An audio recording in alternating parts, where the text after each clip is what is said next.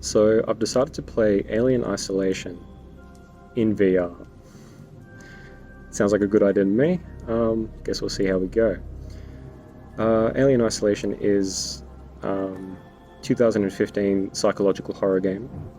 It has been critically acclaimed as probably the greatest psychological horror of all time. Basically, why this is because it has the great storyline of the Alien franchise. And being probably the greatest horror movie of all time, making a game based on it is just a smart, sound idea. And of course, me in that same vein have decided to experience it for myself in virtual reality. So all the immersiveness of 3D virtual environment, everything that you felt playing the game back in 2015, except I get to do it as if I'm actually there. So it's going to feel very real. So basically the game follows the same premise as the movie. You play as Ellen Ripley's daughter. She's trapped on a space station somewhere with the alien. And that's all the game is. It's you and the alien in space. And so basically it's hunting you and you're trying to escape, right? And so basically every time it kind of creeps past or makes a noise or starts running after me, I'm going to be feeling it as if I'm actually there. So what makes it such a good psychological horror is the adaptive AI. And what this means is the game learns your strategy. The game picks up on your patterns. So if you keep hiding in the vent, the alien is going to start looking for you in the vent. If you have a PlayStation 3 back in 2015, if you breathe too loudly, the microphone will pick it up in the controller, and the alien will hear you, and it's going to get you. And I'm thinking this is a great idea to do this in virtual reality, so this should be fun. To add an extra layer, an extra element of excitement, I've decided to add a heart rate monitor, so you can see how badly I shit myself in real time and see how poor my health is. So let's look forward to that. So the game is great on its own.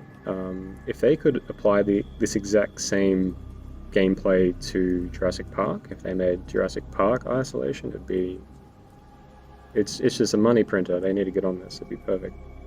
So the exact same game, except you're hiding from velociraptors. That'd be awesome. So something I found while doing a demo of the game is that there's an extra layer of interactivity by not just doing it in virtual reality, but because you're physically moving your head to do things. And so even in the intro area where there's no alien, there's nothing, it's just rooms, I found that I wanted to look into a vent. And I realized to do this, I had to physically move my head. I had to tilt my neck up.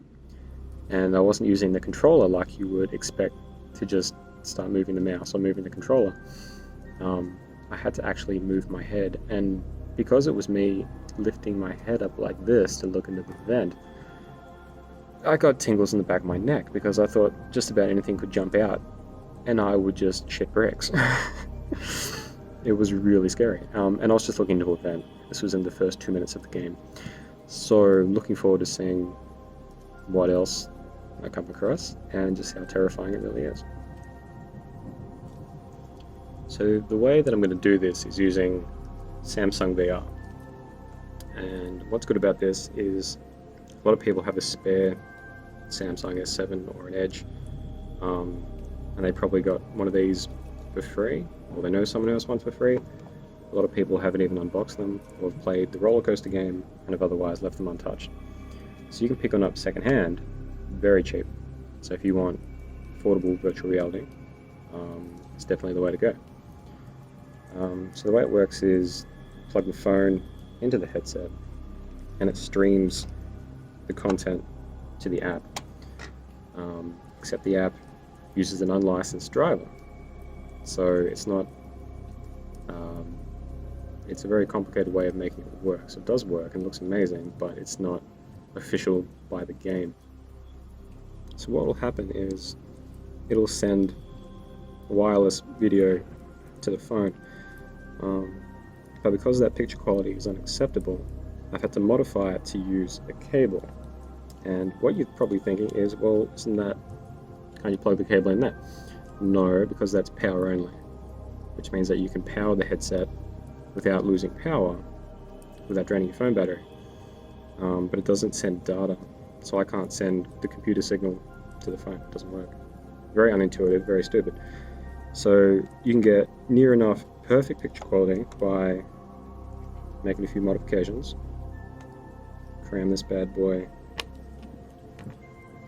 into the side of the phone.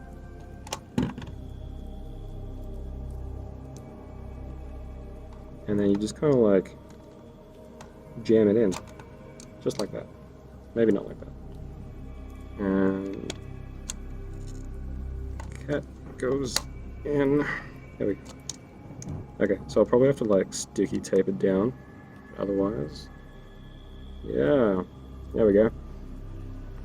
Okay, phone didn't jump out. Confident, looking good.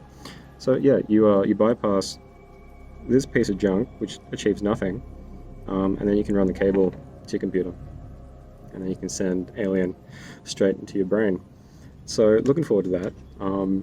Probably going to shit myself. Come watch. It'll be hilarious. And I'll probably get motion sickness because it's not... yeah, it is what it is. So yeah, check it out if you want. See how we go.